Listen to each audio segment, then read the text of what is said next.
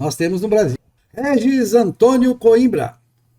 Aurélio Schomer, em Porto Alegre, 11 horas e 12 minutos do dia 13 de dezembro de 2020. Estabilidade do servidor público. Está na Constituição de 1988 que todas as funções públicas devem ser exercidas por servidores públicos e que eles são estáveis, ou seja, se eles não cometerem faltas graves que estão estabelecidas na Lei 8.112 ou nas legislações estaduais que acompanham a norma federal, ele não será demitido, ele permanecerá no emprego, ainda que o seu desempenho não seja lá essas coisas. Quer dizer, tem a problema... Desempenho dos critérios. Tem a desídia e tal, né, que você deixou de praticar e você pode ser demitido por desídia. Já vi casos de demissão por desídia, por deixar de fazer, né? Que nós dois sabemos, né? Nós dois somos servidores públicos, né? Exatamente. E a gente sabe que é difícil, o cara consegue ser demitido, mas ele tem que se esforçar. Bom, eu vou defender uma tese em causa própria, tá? Então, eu conheço ela e acho que eu concordo com ela. Bom, a tese é a seguinte, e isso baseado na experiência de outros países, de países avançados, que é a seguinte: agentes de Estado têm que ter estabilidade. Agentes de Estado só devem ser demitidos ou em caso de incompetência total, ou seja, de desídia, de descuido, de negligência, né? Ou em caso, claro, de corrupção, de ganhar o que nem devido e tal. Mas esses casos, a pessoa que comete crimes contra o Estado, contra quem está lhe pagando salário, contra quem ele contratou. Então aí, entre uma série de agentes, quem é um agente de Estado? O agente de Estado basicamente é o policial. Ele que exerce o poder de polícia do Estado. Né? E que aí entra o fiscal, entra todos os agentes que reprimem o crime. Né? Aí tem o Ministério Público, os policiais, aqueles agentes que representam o Estado, ou seja, representam a todos nós no combate ao crime. Aí eles vão esbarrar em agentes políticos, e se não houver estabilidade, os agentes políticos que eu nomeio, né, quem nomeia é o agente político, irão atemorizar a ação, quer dizer, não vai haver ação, e aí você vai ter mais corrupção, porque vai ser inibida a ação contra agentes políticos. Nós temos no Brasil, finalmente, né, de 15 anos para cá, nós temos uma ação efetiva de botar na cadeia agentes políticos por crimes que eles fizeram, por crimes que eles cometeram. Não, já começou, né? Não está ideal ainda, mas a gente deu passos nessa direção.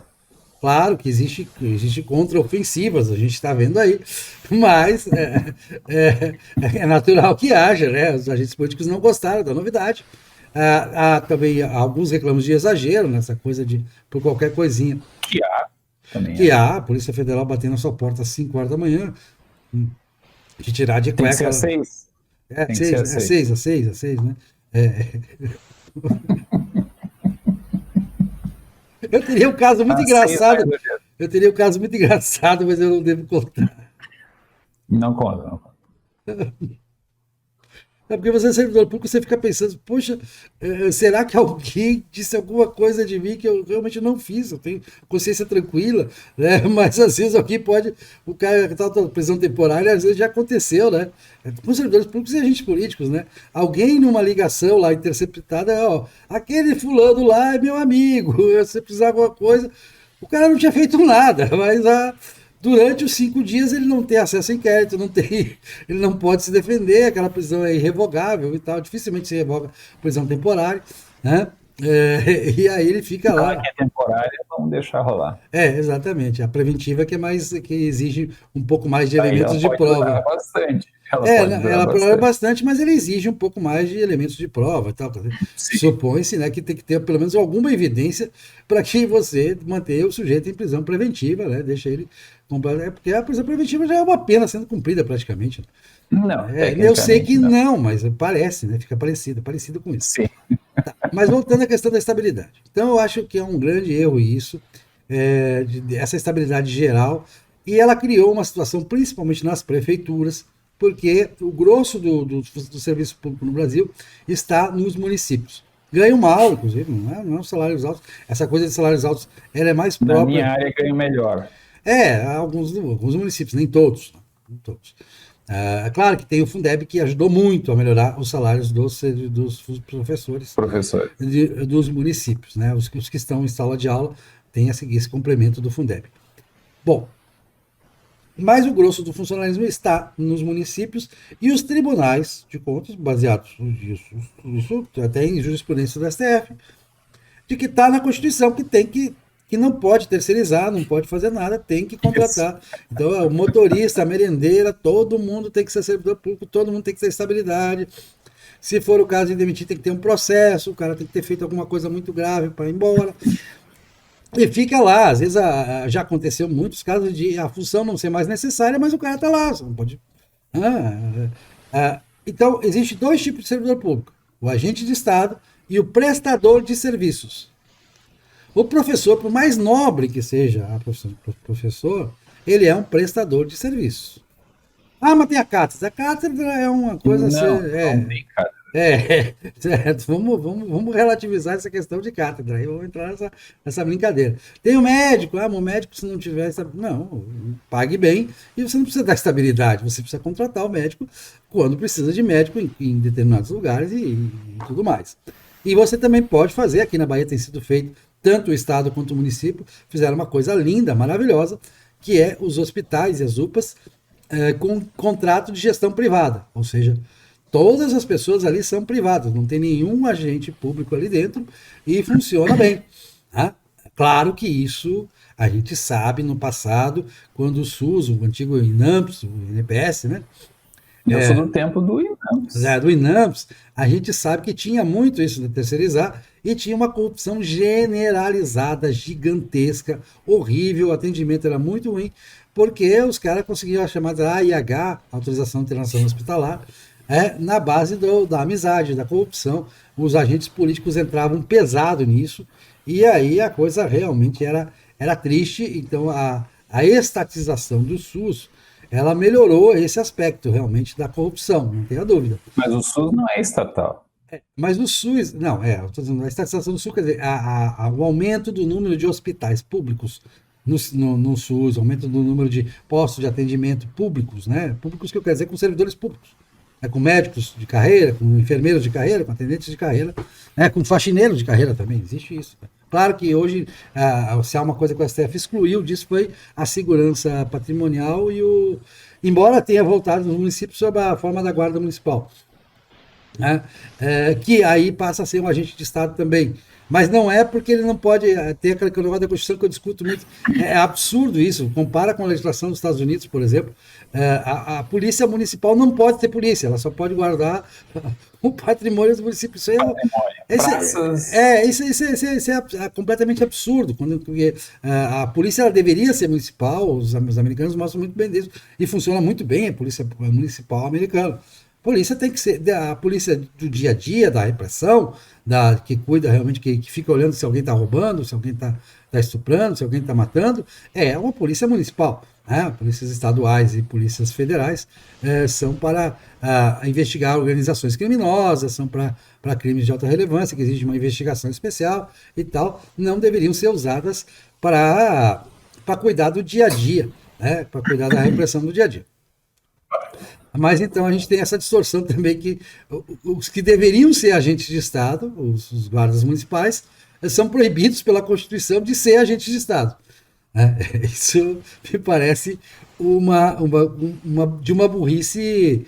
Tem que ver a origem disso, era o medo do coronelismo, né? Porque tinha no passado isso e tal, mas isso é uma bobagem, isso é uma questão de cuidar da gestão e. Deixar de fazer alguma coisa porque acha que não vai dar certo se tem que ser feito, tem que ser feito. Nós temos, então, polícia nem juiz municipal, por conta desse medo do chefete local. Juiz municipal... Eu acho que existe. Acho que se deixar, os prefeitos enlouquecem. Não sei, não. Eu acho que, sim, cara, perseguir o inimigo político com a polícia. Mas aí é o problema da qualidade dos nossos prefeitos e da qualidade do nosso eleitor, que não acompanha, que não fiscaliza os prefeitos, que não elege uma Câmara de Vereadores que fiscalize nada. Isso é outra história. São problemas conjunturais. Agora vamos para a questão da estabilidade. A estabilidade gerou esse monstro que é essa enorme quantidade de servidores públicos, né? Que tem o brasileiro é aquela coisa, ele quer essa estabilidade, ele adora essa estabilidade. Nós dois somos servidores públicos Não, estáveis. mesmo quando ele é municipal e ganha pouco, ele prefere isso do que o ter que trabalhar para valer na iniciativa privada. Com né? as pessoas comuns. É que o servidor público no Brasil é uma espécie de nobreza, né? Ele é uma nobreza, exatamente. Ele é uma nobreza. E aí se deu isso aí. O que nós temos que fazer é acabar com isso. Eu acho que precisamos de uma reforma administrativa urgente que mantenha a estabilidade, claro, uma estabilidade controlada, uma estabilidade em que a pessoa tem que apresentar resultados, enfim, não é estabilidade absoluta, não pode ser absoluta. Ela já não é absoluta no papel. Eu sei, mas que na prática, mas aí na prática é assim, a gente sabe que a Polícia Federal, por exemplo, a Receita Federal, a maior parte das receitas estaduais, elas têm vários processos de expulsão, de cassação de aposentadoria. Não, eles expulsam milhares por ano. Exatamente, então não vamos dizer que não existe controle nessas áreas de agentes de Estado. Agora, saiu do agente de Estado, você já não vê tantas demissões. Você já não vê coisas tão. O rigor tão grande. E justamente porque eles não precisavam ter estabilidade, não fazia sentido ter estabilidade. Então isso leva uma produtividade baixa, um custo enorme, principalmente nos municípios. Os municípios eles têm comprometido, a lei de responsabilidade fiscal não tem sido cumprida. Tem município comprometendo 70%, 80% da renda das receitas, em vez de prestar serviços. Tem autarquia federal nessa também, né? Tem também. Universidades. Não, os estados nem se fala. Isso aí seria isso é um escândalo, né? É concurso para tudo, né? Concurso para quem vai. E concurso com entrevista, né? Tem aula o sistema educacional, eu acho. Defesa do projeto. Tem muitas instâncias para escolher o teu querido ali. Eu acho que você pode manter uma, duas, três universidades de referência lá, que tem alguns cursos, não todos os cursos, né? Alguns cursos que são essenciais. Você tem lá uma faculdade de medicina da USP, beleza, mantém lá, porque aquilo fica como uma referência e tal. Isso nem a universidade, a faculdade específica. Exatamente, faculdade de medicina da USP, beleza, muito bem. Mantemos aí uma referência para que aqui passam as provas, os exames, vamos ter esse currículo aqui, a gente vai exigir esse mínimo de conhecimentos das privadas, enfim. Mas o resto tem que ser privado. Mas aí o pobre não vai acessar. O pobre vai acessar, tem ProUni. ProUni é muito mais barato que vaga em Universidade Federal. ProUni é muito mais barato. E o ProUni, ao contrário da vaga na Universidade Federal, ela é só para... ProUni do PT. Eu elogio o PT por isso. Eu também. Eu elogio. O ProUni é voucher.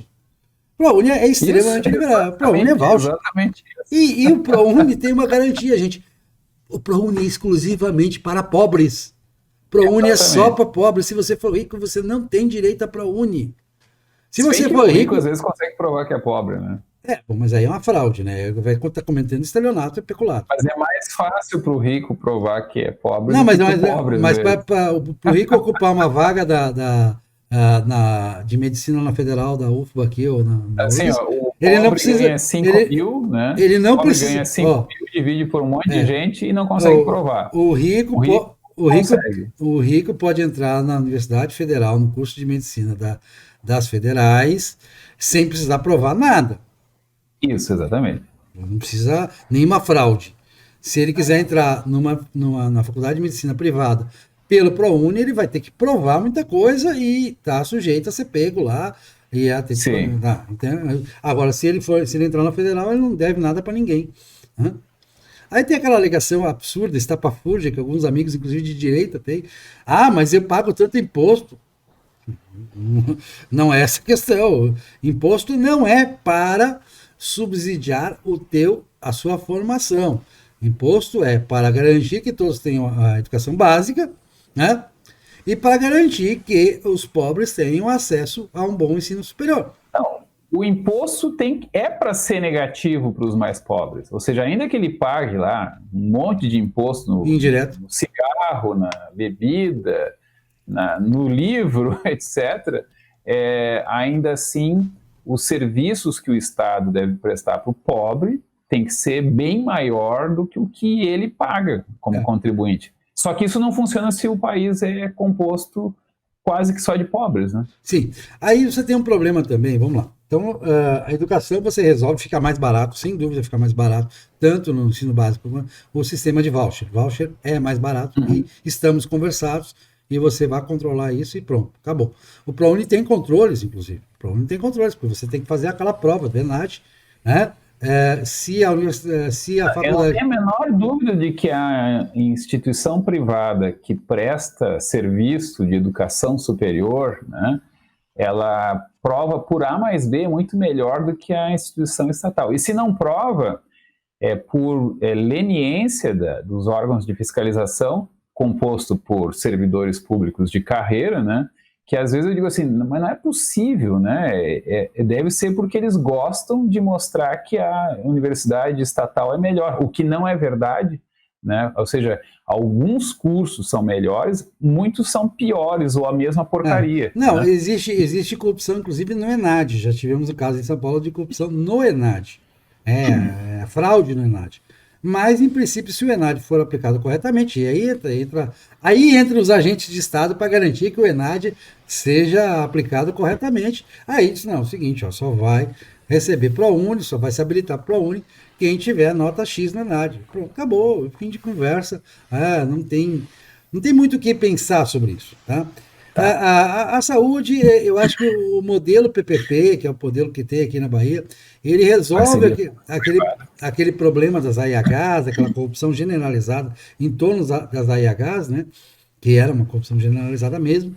E dá, olha, eu já fui atendido, já levei meu pai numa UPA aqui, que é gestão privada, que até não é uma gestão privada Meu pai se mudou contigo aí para a Bahia? Há muito tempo meu pai mora na Bahia. Meu pai mora em Cachoeira hoje, aqui na Bahia. Ele não mora na mesma cidade, mas mora na Bahia.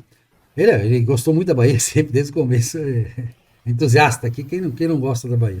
Bom, Eu ainda não fui à Bahia. não, você vai gostar muito, eu tenho certeza. Convido todos aqui nos veio a visitar a Bahia.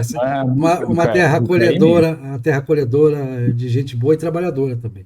Essa ideia, esse mito da preguiça baiana tem que cair também. Bom, então já levei meu pai, já fui atendido também, levei pessoas e fui muito bem atendido. Né? Às vezes atendido até melhor do que no convênio privado, né? Do convênio do plano de saúde.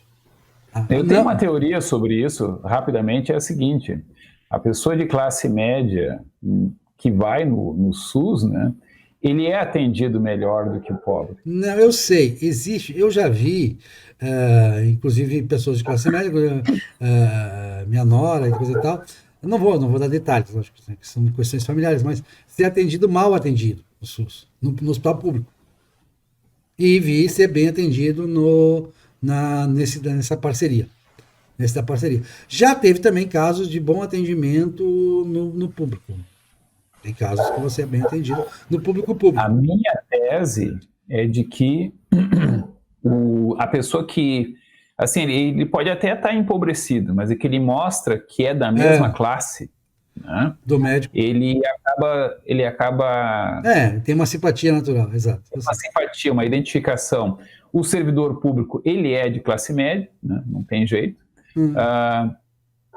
E quando ele identifica um igual, ele trata melhor. Eu até acho que às vezes eles tentam dar uma chacada para ver se o cara vai na clínica, né? Tipo, não vou atender ele muito bem aqui para ele fazer o convênio, mas acaba prevalecendo essa identificação. Bom, eu como sou muito esclarecido em relação a isso, eu trabalho em atendimento também como servidor público, eu procuro dar mais atenção ao mais humilde, porque eu imagino que a dificuldade dele seja maior de se comunicar e que ele tem esse medo realmente de não ter esse bom atendimento. Então eu quero deixar claro a ele que da minha parte não existe isso, né? Da minha parte eu procuro mas distinguir na isso. saúde envolve questões mais viscerais e a Que às vezes identificação a ela é pessoa mais... nem se dá conta do que está fazendo. Pronto. Não é uma coisa racional. Não é um plano, não é um plano, vamos Não. sacanear os Não, pobres. não, Não, não. te identifica com o cara que tu identifica que é da mesma esfera, vamos dizer, da mesma cultura, né? E tu acaba dando um tratamento diferenciado melhor, que seria proibido, né? Seria não, meu pai também já foi atendido no hospital público muito bem.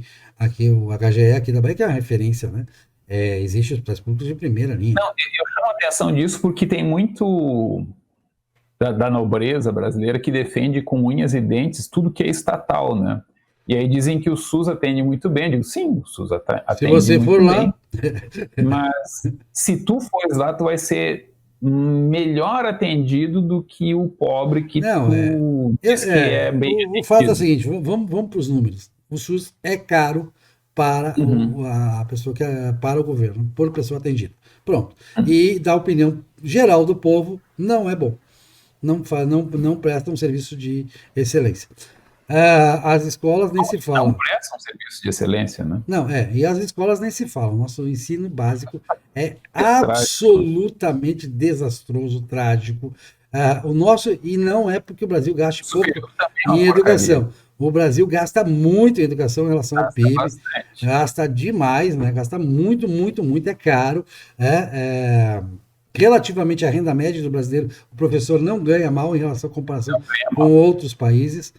Relativamente à renda média. Você não pode medir. Mas ele ganha menos que o professor da Finlândia. Sim, a renda per capita da Finlândia... o que o outro servidor público de mesma formação. Aí é uma outra questão. Depende do cargo. Depende do cargo. Depende do cargo. Depende do cargo e depende da esfera também. É como você disse, no município o professor ganha mais do que o Barnabé. Do que no estado. Do que o Barnabé. Não, na União ganha mais. Da média dos Barnabés ele ganha mais no município. Por causa do Fundeb. O Fundeb fez isso. Eu sou professor do estado do Rio Grande do Sul, né? E na matrícula de 20 horas eu ganho menos de 2.000 por mês. Bom. E se eu tivesse 40 horas seria bem menos de 4.000 reais. Bom. A questão não é tanto se é muito ou pouco, é que o professor, ele na prática, ele não ganha mal, ele é mal remunerado. Ele é remunerado de maneira que não incentiva muito a produtividade. Bom, então eu acho isso gera um ciclo vicioso, porque na verdade todo mundo sabe que o professor tem baixa produtividade aí nós temos... e acaba não conseguindo remunerar. Bom, nós temos outros problemas aí. Então nós temos aqui, de um lado, o agente de Estado, ok? De outro lado, esses dois grandes grupos que são saúde e educação, que é a prestação de serviço mais demandada do Estado. Mas nós temos outras demandas estatais. Nós temos as estradas que não podem ser privatizadas, né? São aquelas ruazinhas, os caminhos e tal. Você não tem como privatizar, pedagiar cada lugar. E tem lugares que precisam de assistência mesmo. E você tem recolhimento de lixo. Por exemplo, recolhimento de lixo é um grande problema. A gente sabe dos contratos bilionários aí de varrição. E no caso do Salvador, por exemplo, funciona excepcionalmente bem. É um contrato muito bem feito. O recolhimento de lixo é impecável, quase que impecável. A varrição de rua é muito boa. E o tratamento do lixo é fantástico, né? O aterro sanitário perfeito aqui, resolveu-se esse problema. E aí, no caso, é o consórcio de municípios da região metropolitana. Bom, então, o problema é que às vezes esses contratos ficam muito caros. E você poderia... Aí surge uma ideia que eu tive. Eu tive a ideia de criar um serviço civil complementar aos programas de renda mínima.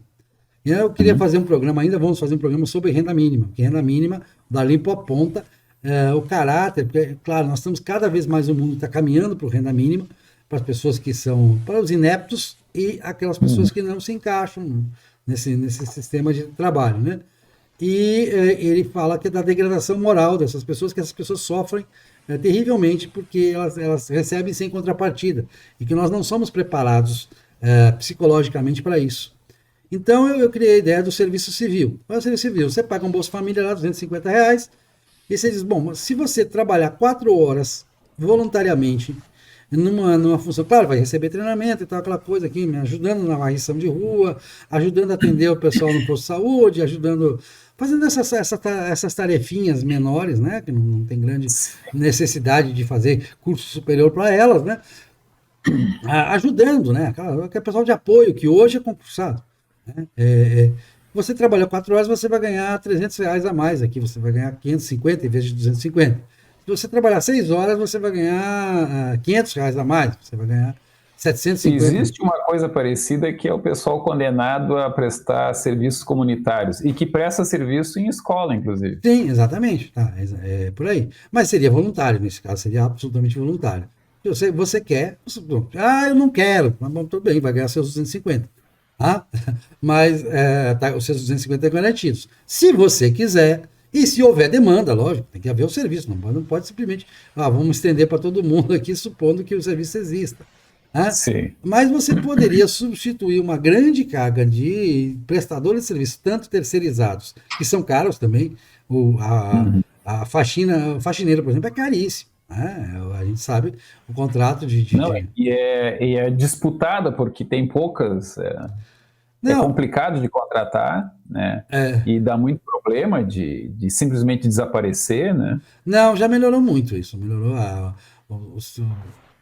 houve pelo menos na área federal, houve um arcabouço legal aí que uma série de garantias, né? Depósitos preventivos e tal, que diminuiu muito isso, esse problema dado a ação de regresso contra o Estado porque o terceirizado não cumpriu suas obrigações trabalhistas. Né? Então isso diminuiu bastante, felizmente.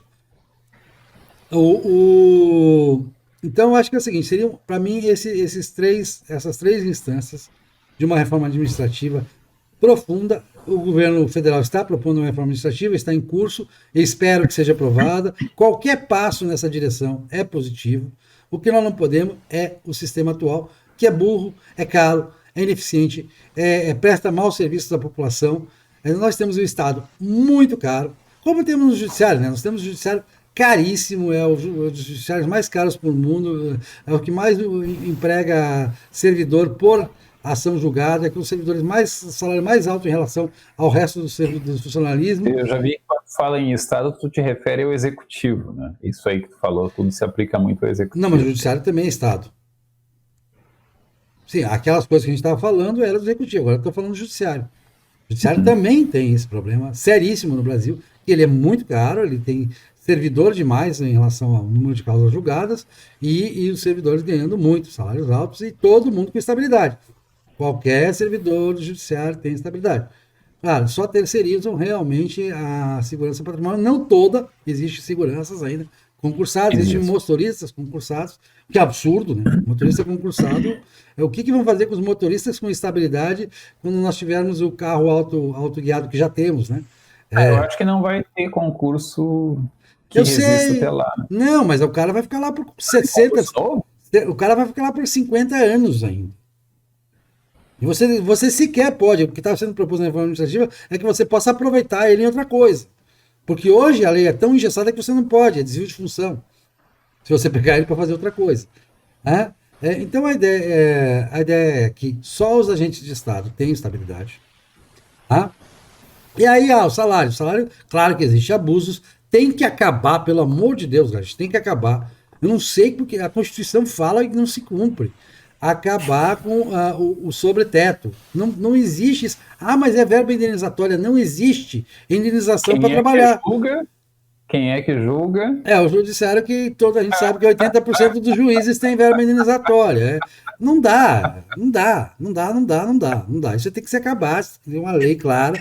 Não é nem um mistério por que não funciona. Não, isso aí é absurdo, tem que acabar com esses sobretetos, né? Certo? Não acho que o teto seja lá muito alto também, não. Existem casos e casos, tá? O cara tem que ter uma independência e tal. Essa questão, você tem que ter mas o teto podia ser 50 mil por mês. Não, eu acho que aí seria demais. Mas pouquíssimos cargos deveriam chegar até lá. Não, eu acho que o teto deveria ficar na casa dos 30 mil, tá? Eu acho que até está um pouquinho acima do que deveria, na minha opinião. Aurélio, quer enriquecer, vai empreender, meu filho. Eu não vejo. Você quer ficar rico? Seja empreendedor. do ministro do STF ganhar 50 mil. O problema é que se o ministro do STF hoje passar a ganhar 50 mil, vai automaticamente um monte de gente vai atrás. Milhares e milhares. O teto tem que ser o teto. Assim, o STF é mais do que o STJ. Tem que haver um teto. O STJ também já tem um número bem maior de juízes. Né? E aí vai. É uma ciranda que... O problema do teto é que está todo mundo muito perto do teto nos cargos federais. Não só nos federais, nos estados a situação é muito pior. Se você a soma dos estados tem situações de sobressalário piores do que federal. A soma dos estados. Não estou dizendo... Mas quer dizer aí em carreiras como, por exemplo, carreiras jurídicas, né? Ou seja, o juiz, o promotor de justiça. Carreiras de fiscalização também, alguns. Como é que se diz? Aquele que representa agentes de Estado, vamos ser claros, vamos falar a palavra. Agentes de Estado, seja do Judiciário, seja do Executivo, seja do Legislativo também, que é um Legislativo nem se fala. Não sei se notou que eu fiz aqui uma relação de que mostra que a grande concentração de altos salários, que já começa meio perto do teto, nas carreiras jurídicas. Não, a gente teve caso, e extensivo a funcionários. A gente teve caso aqui no TJ Bahia, eu postei na época, de a tal a chamada merendeira, que virou secretária, que não sei o que e tal, atendente, que atendia telefone, e aí foi acumulando coisa, se aposentou com 30 mil de salário. Mas isso não tem mais como acontecer, né? Hoje em dia isso não pode mais acontecer. Mas uma merendeira que entra hoje não vai acontecer isso com ela. Sim, mas já aconteceu. Então, para a gente ver. E isso aconteceu no judiciário. O que eu quero dizer o judiciário é um meio mais permissivo.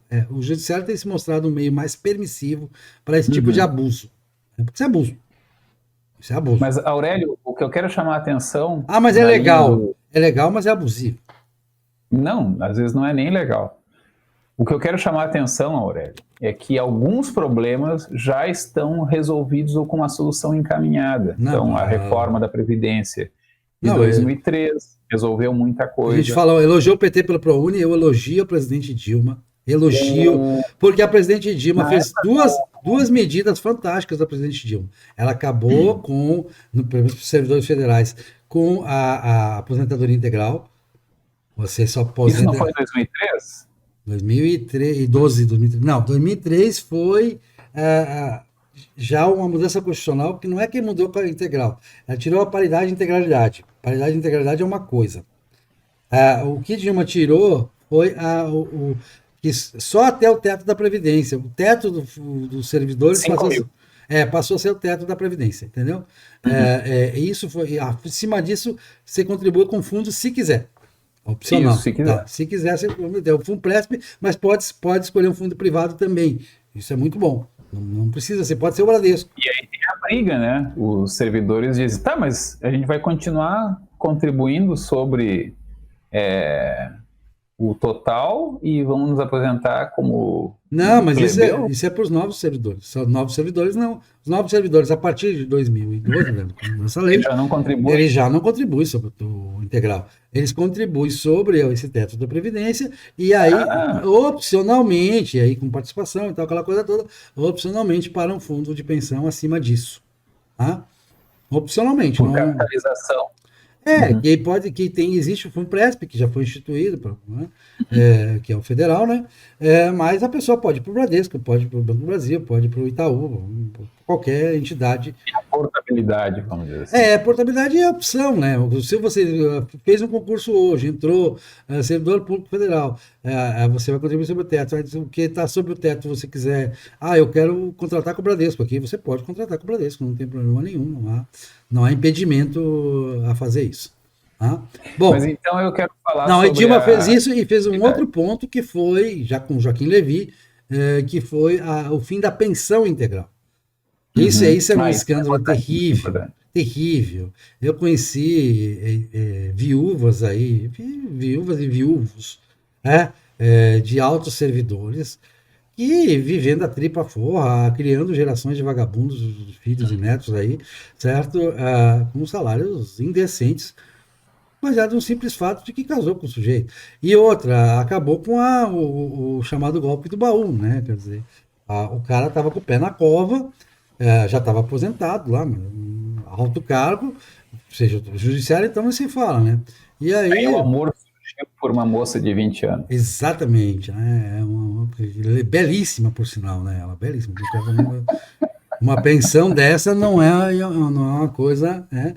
E aí o cara batia as botas no próprio ato, porque isso é uma coisa que, né, nessa idade, A realmente. tentativa de consumação do É, matrimônio. exatamente, é uma coisa. Não tem como não morrer do coração, é uma morte gloriosa, linda para ele, evidentemente, mas a gente não tem que pagar por isso pro resto da vida dela, né? Certo? Não cabe a nós, contribuintes, pagar por isso. Né? Então, só a partir dos 44 anos e a partir de um certo tempo de união que passa a ser integral para a vida. E aí as escalas, evidentemente que as escalas, ninguém quer deixar ninguém ao desamparo. Então, pode ter 20 anos, pode ter 20 anos. Já tem tempo de casamento, então vai receber por X tempo. E é 50%, não integral. Então, esse é um ponto fundamental. Então, essas coisas têm que ser mudadas, tem que continuar mudando. Nós precisamos de mais e mais reformas, mas a gente precisa chegar nesse ponto fundamental. Que Separar. ano foi essa mudança do teto Da da pensão? Previdência? 2015, o teto da Previdência foi 2012. 2012, fantástico. Com Dilma, e 2015 com Dilma e Levi foi a questão das pensões, a mudança nas pensões. Uhum. Excelente, por sinal, né? E que inclusive foi estendido em parte para a Previdência Social depois nessa última reforma da Previdência. Reforma da Previdência que me fez trabalhar muito mais para ter direito à integralidade e paridade. Eu que sou servidor antigo, de antes das reformas, a gente tinha direito adquirido. E mesmo assim eu a defendi com unhas e dentes, porque eu sou pela sustentabilidade do sistema, né? Se o sistema me remunera, eu tenho que pensar se ele é sustentável e não se isso me beneficia no curto prazo. Né? Enfim. Então eu acho que a gente tem que evoluir para isso, para que só tenha estabilidade e só tenha que contratar pelo concurso. Sempre será por concurso. Porque aqui na Bahia, por exemplo, nós temos o REDA. O REDA é uma grande discussão, que é o regime é um regime temporário. Faz-se um concurso, é um concurso simplificado, é uma seleção, né? Mas que é pública, como é dos recenseadores do IBGE. Não, no magistério do Estado do Rio Grande do Sul existem os contratados, que são professores que não são concursados, né? Não, eles não deixa de ser um concurso, porque eles tem que haver uma seleção pública. Não? Acho que sim, mas como eu não. Nas universidades federais, para os professores temporários e assim também. Aqui na Bahia, para todas as funções. Não é o mesmo instituto. O concurso para o professor substituto, né, das universidades federais, deve ter algum paralelo. Não, mas tem um temporário também. Tem um temporário. Ele pode ficar 2 anos prorrogável, ou 1 ano prorrogável por mais 1 ano, ou 2 anos prorrogável por mais 2 anos, alguma coisa assim. Sim. Mas no magistério estadual da escola básica, né, que no caso estadual o foco é o ensino médio, tu pode ficar para o resto da vida nessa função. Na Bahia não. Até o Tarso Genro, ele abriu o concurso, foi quando eu entrei em 2012, né? E assim, ele era queridinho dos professores em parte porque ia ser uma chance dos contratados virarem concursados, só que muitos não conseguiram, alguns nem tentaram e muitos nem conseguiram passar no concurso, né? Acabou entrando uma gente esquisita como eu, né? Não, aqui a Bahia tem um REDA, que é temporário mesmo, não pode passar, chegou no limite, se não me engano, é 2 mais 2. Então é no mesmo molde do... Não, mas o REDA aqui é altamente disciplinado, inclusive passou pelas... no mesmo sentido do professor substituto federal. E o REDA conseguiu controlar as contas da Bahia muito bem, por sinal, né? Ele é elogiado pela direita e pela esquerda. Pela esquerda ele não chega a ser elogiado. Ele é elogiado pelo pessoal mais liberal, no sentido de que ele, de fato, primeiro, ele é um concurso, as pessoas não entram no REDA sem disputar a vaga, né? Tem que disputar a vaga, porque você pode passar ou não passar. E segundo, que ele é rigorosamente cumprido, ou seja, passou aquele tempo máximo, você sai e não pode entrar de novo por X tempo. Mais 2 anos, alguma coisa assim. Eu sei que ele é cumprido. E as pessoas respeitam. Então, vou abordar a questão da estabilidade. Primeiro ponto, o problema não é a estabilidade formal, o problema é a estabilidade de fato, né? Porque eu estava dando o exemplo de que no magistério do estado do Rio Grande do Sul nós temos duas classes de professores, vamos dizer assim. Tem os professores concursados ou nomeados, como eles dizem, e os concursados contratados. Aí eu não sei se eles passam por algum tipo de seleção também, né? Mas é perpétua, né? Na verdade, assim, um professor contratado que não tem estabilidade, ele tem muito mais estabilidade no Estado do que ele teria numa escola privada. Sim. Certo? A estabilidade na prática. A gente já viu em muitos lugares isso. Aqui na Bahia acontece até no judiciário. O cara chega, essa aqui pode ser por contrato. Beleza, aí contrata e vai deixando. Aí daqui a 30 anos o cara tá lá. Então, o que eu quero dizer com isso é que o problema da estabilidade do servidor público no Brasil não é o Instituto da Estabilidade formal, é a cultura da estabilidade do servidor público, tá? E que envolve uma grande leniência do administrador, né? Que ele deixa coisas muito ruins se perpetuarem, né? Assim, o administrador público muitas vezes ele não quer se incomodar, né, com essa questão e assim fazer cumprir a lei é perigoso porque podem fazer cumprir contra ti. A minha teoria sobre o serviço público brasileiro é um emaranhado de rabos presos, né? Às vezes é um medo, isso é incutido em parte pelas corporações, né? Aquele sentimento, né? Não, isso aqui a gente não discute, isso aqui a gente faz desse jeitinho aqui, né? Agora, se tu quiser complicar, a gente também pode complicar apontando que tu também fez isso aqui errado. No fim, se espera que todo mundo cometa alguns erros formais, vamos dizer assim, que no dia a dia do serviço público tu vai ser envolvido em milhares de corrupções, vamos dizer assim, que se tu fosse, que elas são causadas até pelo excesso de regras. Tem tanta regra que é garantido que o servidor público comum vai ter infligido muitas delas. Tá? Não, começar pelo horário, né? Sim, começar pelo horário. Mas o horário, assim, dependendo do caso, ele não causa tantos problemas. Não, e até mas, porque assim, tem pessoas, por exemplo, que trabalham em atendimento, eu trabalho em atendimento, que tem que cumprir horário de qualquer jeito, porque é o horário de atendimento você tem que estar lá. Então você cumpre o horário porque... mas porque tu chega lá e tem um atendendo só, e depois não. tem No meu caso, não posso falar do caso, eu não posso comentar publicamente, mas não, você tem que estar o quadro completo no horário. Acabou. Não, assim, numa escola, né? Numa escola não atual que eu tô, que é uma escola especial, é uma escola da Brigada Militar, mas uma escola do estado normal, vamos dizer assim, às 6h15 da manhã já está o faxineiro lá. Muitas vezes é ele que abre a escola. Ele é terceirizado. Né? E ele é terceirizado ou ele não é bem... Ele é uma espécie de contratado, às vezes, também. Né? Umas complexidades, varia muito. Né? E às vezes o Estado não consegue pagar a empresa também. Ou se enrola tanto para fazer o contrato que acaba preferindo ter um concursado, alguma coisa assim. Mas o cara que vai estar lá com certeza no horário é esse cara, que ganha menos do que eu, né? E fica lá muito mais horas. Então eu digo assim, se o professor acha que ganha pouco, ele deveria olhar os colegas que trabalham na mesma escola, que às vezes ele nem sabe que existe, né? E ver que aquele cara trabalha o dobro da carga horária que ele, ou mais do que o dobro, né? E ele ganha metade do que o professor ganha, né? É difícil ganhar metade do que o professor ganha, porque às vezes o professor ganha metade do que o professor ganha, não dá menos do que o salário mínimo. Isso acontece no estado do Rio Grande do Sul, que é um dos que paga pior na rede estadual, pelo regime de 20 horas, né? Mas o cara, no regime de 40 horas, vai ganhar pouco mais do que o salário mínimo. Isso também acontece. se é que vai ganhar mais que o salário mínimo.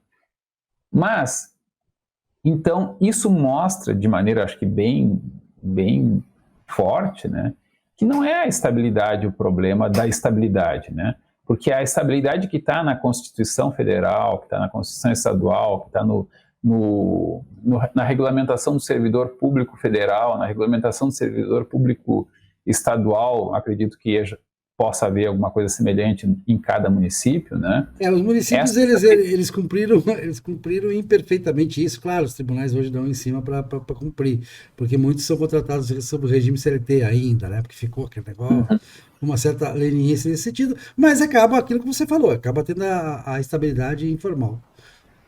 Tá, mas esses professores contratados do Estado do Rio Grande do Sul, eu acho que eles são uma espécie de seletistas.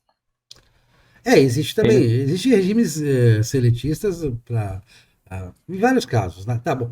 Mas a questão. E eles são estáveis. Mas vamos para a questão central, Regis. Então, eles são. Mas o que eu estou tentando chamar de central aqui é de que eles não são formalmente estáveis e eles são estáveis na prática. Sim, tá? Mas vamos para a questão. É possível, a qualquer momento, quase, demitir um desses professores? Acho que é. Mas isso não acontece. Bom. Tá? E nós temos um problema de faltar professores em algumas áreas, principalmente matemática, física, química, e sobrar em outros. Infelizmente é a minha área. Então, filosofia, história, sociologia, geografia. Acontece no país inteiro. Porque a formação de gente que consegue juntar Lé com Cré nas áreas de exatas, ela é mais difícil. Há um problema até de os professores brasileiros ensinarem matemática. Os professores não se comunicam bem com os alunos, há uma epidemia de digamos assim, só um pouquinho que eu fala alguma coisa aí, porque a minha mãe está me chamando. Tá, eu vou falando aqui, prometendo mais temas sobre esse assunto, né, para a gente continuar. Depois eu vou ter que editar esse vídeo, né, o Regis. Aí, voltou. Está de volta. Obrigado. Não era no software. Tá bom, vamos lá. Mas então... Teremos que editar, mas deixa eu só fazer a conclusão e deixo a palavra final para você. Minha proposta é o tripé. Agentes de Estado teriam estabilidade. Ok. Agentes de Estado, supõe-se aqueles que têm que combater o crime, né? Combater o crime em suas diversas esferas e combater o ilícito, né? Prevenir e combater o ilícito. Acho que todo mundo entende o que é um agente de Estado. É o policial ou correlato. Tá? Os prestadores de serviços, nenhum seria estável. Tá? Não haveria prestadores de serviço estável.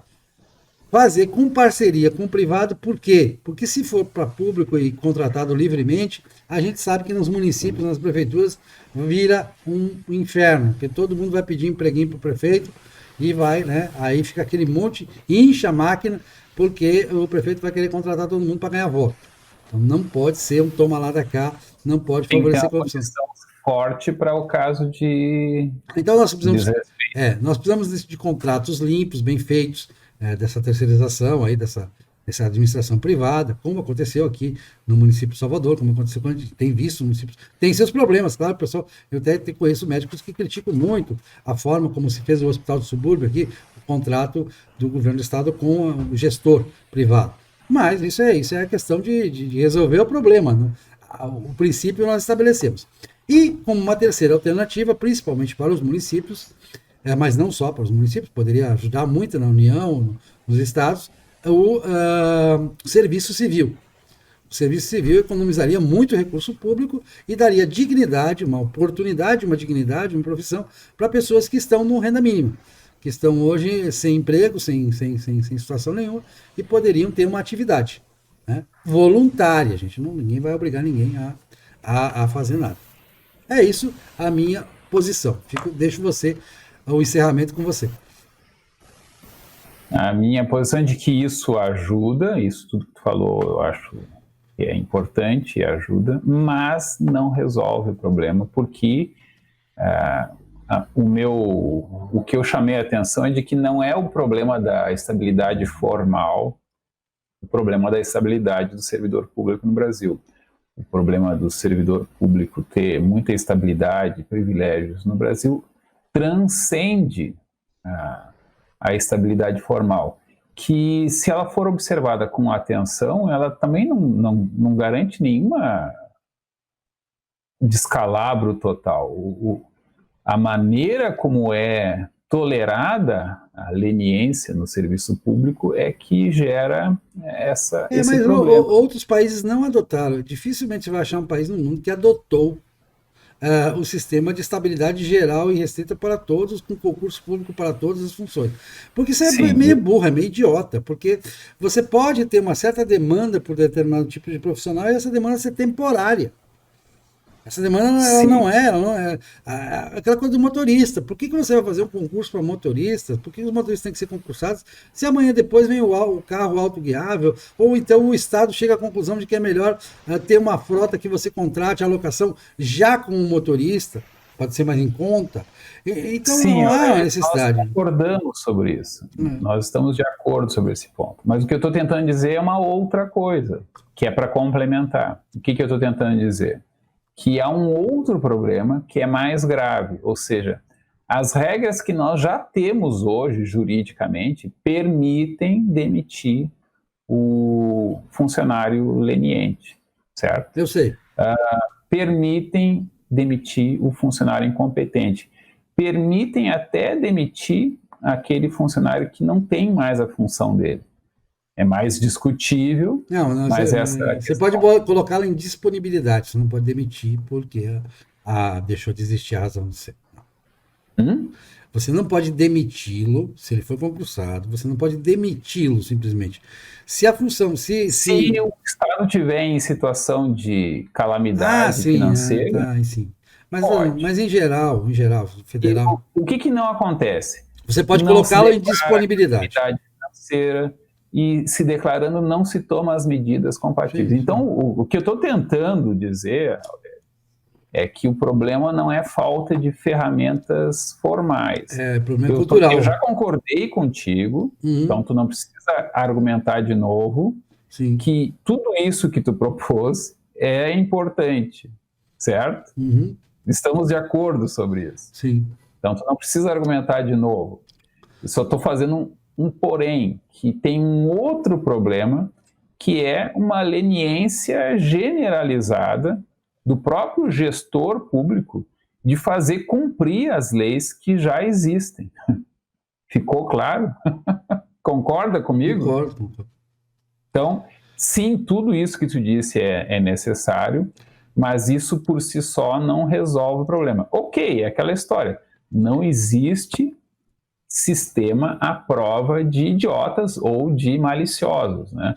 E o setor público tem muita malícia, né? E a prova de uma cultura, um caldo de cultura, né? Um caldo cultural que beneficia tudo isso, que leva a tudo isso.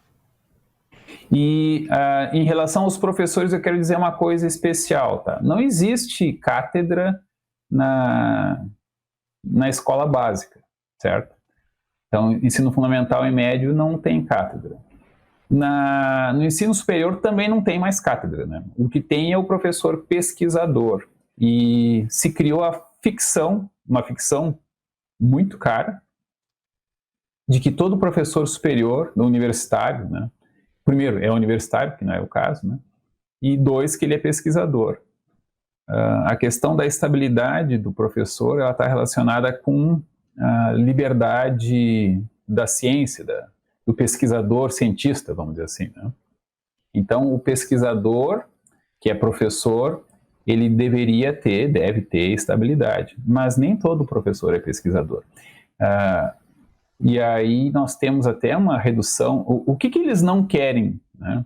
O que a minha classe não quer, principalmente a classe dos professores universitários, eles têm o seguinte argumento: a universidade, né, pública, gratuita, de qualidade, né, ela não é um terceiro grau, ela não é um ensino superior, ele é também ensino, pesquisa academia. E extensão universitária. Academia. Tá? É academia. Só que isso não é verdade, tá? Então, tu vai para uma universidade privada, por que ela é tão mais barata? Bom, entre outras razões, porque ela não recebe verba para pesquisa e ela não tem também um quadro de professores. Algumas fazem pesquisa, algumas fazem. Sim, mas Eu sei que é bem raro. menos Raro. nas federais. Tá? Sim. A qualidade da pesquisa nas federais também não é boa. Em média é ruim, muito ruim. Existem casos que há convênios, né? Que eles fazem a pesquisa junto com institutos internacionais, junto com ONGs, junto com órgãos públicos. Aí melhora a qualidade da pesquisa, geralmente. Não melhora o bastante. Não é. Eu sei que não é necessariamente. Mas existem casos, Red, por exemplo, que eu vejo, até a minha esposa estuda na área de veterinária, que, por exemplo, você faz lá uma entidade internacional, contratou uma pesquisa, e aí a universidade entra como parceira, mas aí essa entidade internacional ela vai fazer uma série de exigências para que as pessoas participem daquilo e sejam remuneradas, né? Remuneradas extra, inclusive, né? E aí isso vai puxar um pouco a qualidade para cima. A pesquisa na universidade pública, gratuita e de qualidade também não é boa, isso que eu estou dizendo. Não, com certeza. E aí nós temos um custo gigantesco por uma estabilidade indevida para o professor universitário, que eu vou te dizer agora o ponto onde eu queria chegar, que não utiliza a estabilidade que ele tem indevidamente para ter independência. O que acontece efetivamente é uma catástrofe horrível no sistema superior do ensino brasileiro, que os professores se tornaram reféns de pressões políticas de centro acadêmico, que é o mais baixo nível de pressão política que existe no mundo, né? Que foi tomado, até para desgosto dos socialistas, né, dos marxistas, né, foi tomado pelo identitarismo, né, pela questão da LGBT, que é uma questão relevante, pela questão dos transexuais, que é uma questão relevante, pela questão das pessoas com disforia de gênero, no caso, que é um problema grave, sério, muito trágico. O problema é que isso foi tomado de maneira muito distorcida, muito de palanque, muito de, como é que é, cultura woke, nem sei como é que pronuncia esse woke aí, que é o pessoal que está atento, né, para encontrar problemas de racismo, de transfobia, de homofobia, né, muitas vezes onde não tem, né, e os professores são severamente pressionados pelos alunos e pela leniência também das próprias reitorias e direções, que acaba sendo tolerante com esse tipo de distorção.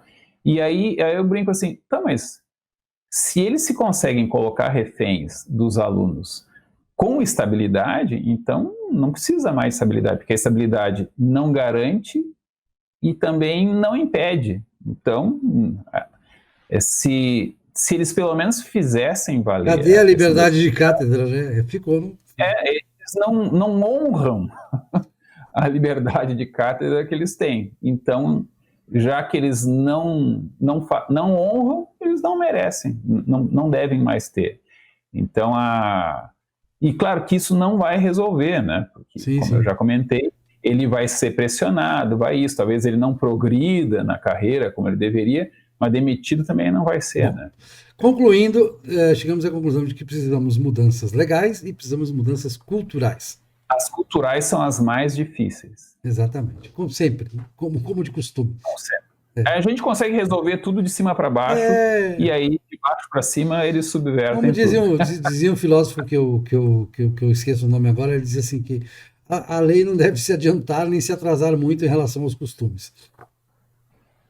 Eu acho que a lei, muitas vezes, ela precisa se adiantar. Mas no Brasil, e não só no Brasil, houve um descolamento radical. Então, o povo está aqui e os servidores públicos, os legisladores estão aqui, lá em cima, estão no Olimpo, né? E aí, óbvio que vai dar tudo errado, né? Porque teria que ser mais próxima a relação. Até porque O direito brasileiro precisa ficar mais próximo do brasileiro. Quem está aqui embaixo é que produz tudo que se consome aqui em cima. Porque quem está aqui em cima não produz nada. Eu incluo os professores da rede estadual do Rio Grande do Sul, que é a que pior paga, né? Nós somos os professores, somos os servidores mais mal pagos para a formação que a gente tem, em tese pelo menos, e mesmo assim nós somos muito privilegiados. E isso fica muito evidente conversando com um motorista do Uber, por exemplo. Sim. Beleza, vamos adiante? Próximo assunto? Até a próxima. Até a próxima.